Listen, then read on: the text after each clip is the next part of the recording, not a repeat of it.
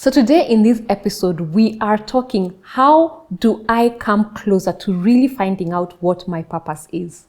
What was I called on earth to do? And while I know you have an idea, I want us to have questions that help us refine, get us closer to what your purpose could be. So let's lock in.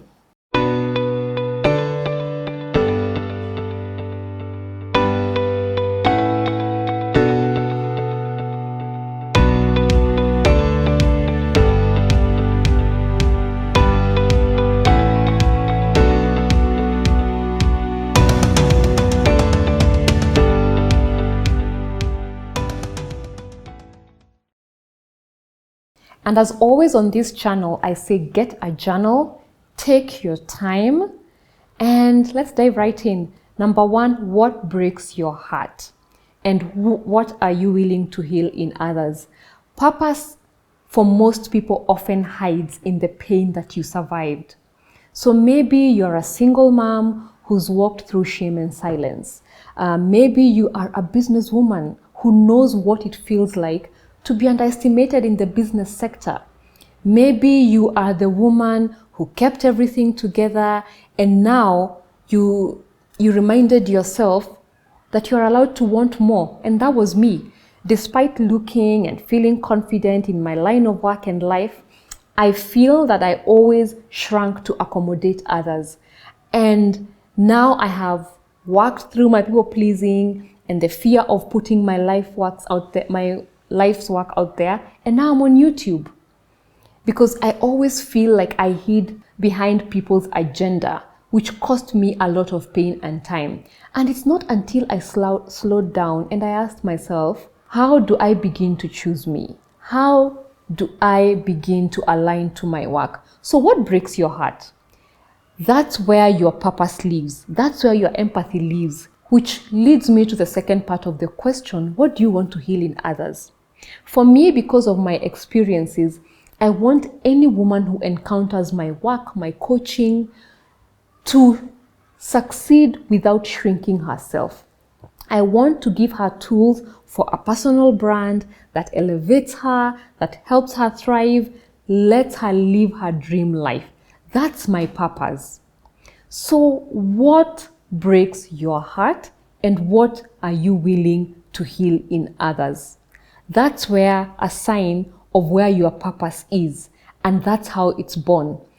And I want you to understand that purpose in its purest form is service. It's a gift to mankind. It is sacred, and so don't minimize it. And sometimes it doesn't have to be about pain, which brings me to the second question you can reflect on.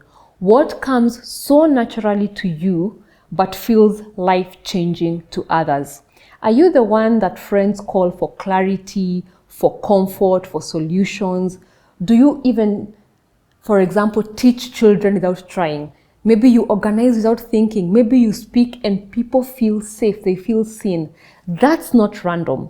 That is gifting. If you are a mom, your nurturing could become a parenting podcast. If you're a great teacher, your calm might be the thing that struggling learners in the school system need, because we're in a very chaotic world and learners are, feeling unseen. If you're a founder, your instinct might be the one that helps people build frameworks for their startup businesses. Ask yourself, what do people thank me for? I was thinking about this actually, and I thought of my house manager, who has been with us, by the way, for over 12 years and counting. I'm so blessed. She is so good at organizing, cleaning, laundry. She just knows how to keep things together. She is a systems guru.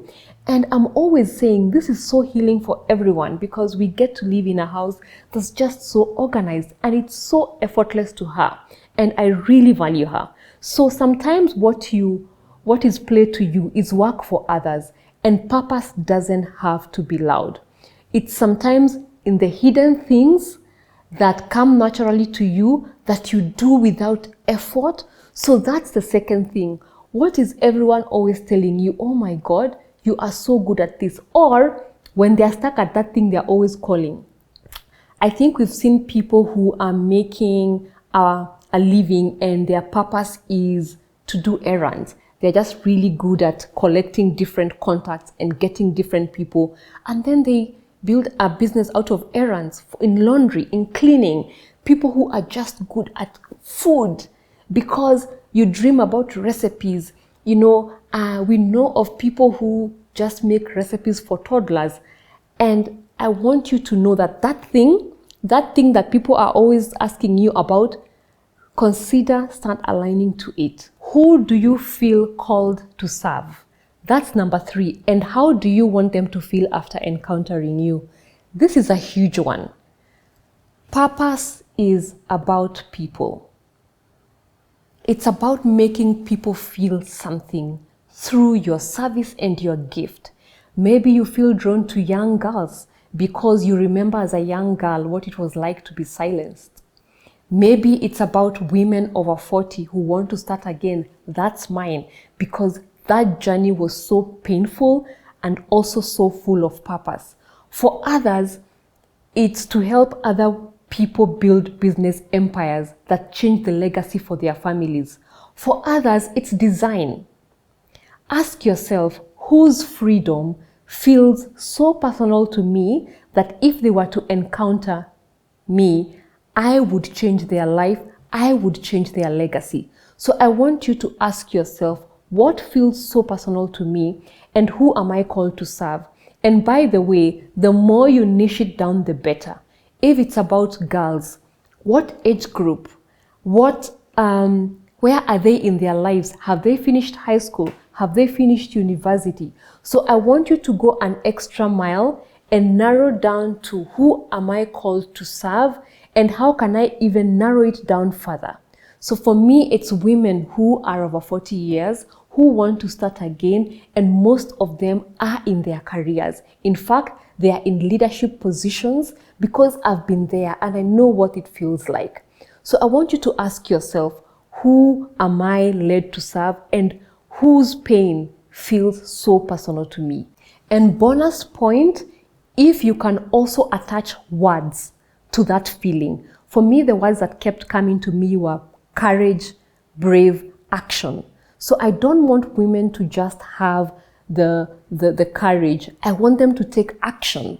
So I want them to have the tools to grow and to level up. So what power words are coming to you when you think about the kind of service that you want to give people? What do you want them to feel after encountering you? That's a huge one. Number 4, if fear, money, or shame was not an issue, what would I spend my life creating, changing, or becoming? That's another huge one. If you didn't care what people would say, if money wasn't a problem, if you had all of your bills paid, what would you turn into opportunity? What would you actually do?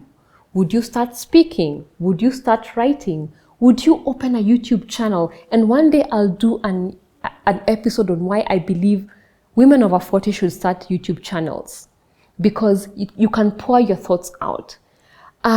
Would you return to school?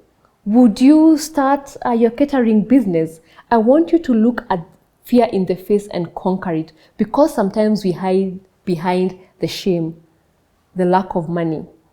And this is so important, because once you try to put, for a moment, we are dreaming, we are getting our journals out.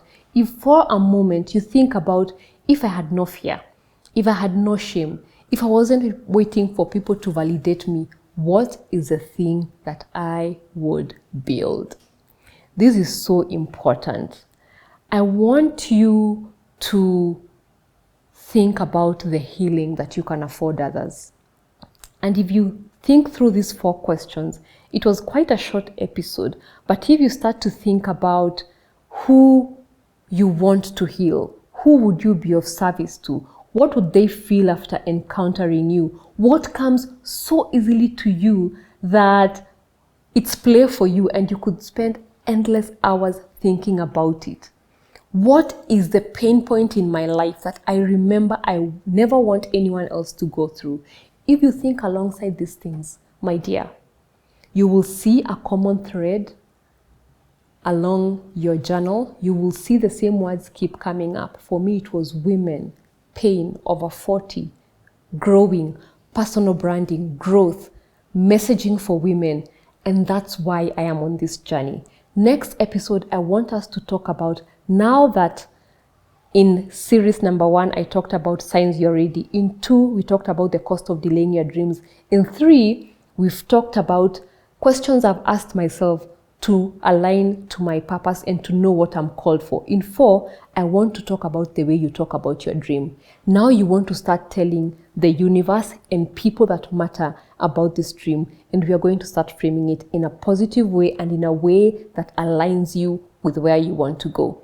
If you like this kind of content, please like, do share, do subscribe, and tell other women, because it tells the algorithm that we are onto something that's quite magical. It's a movement of women who are saying enough of not pursuing the things that I want to do, enough of not choosing me. I want to choose me and I want to forge forward. Because let me tell you something, the world would such be a magical and better place to be if every single woman really chose herself, because even those around her will feel the love. So do like, do share, do subscribe, and I will see you until next time. Bye.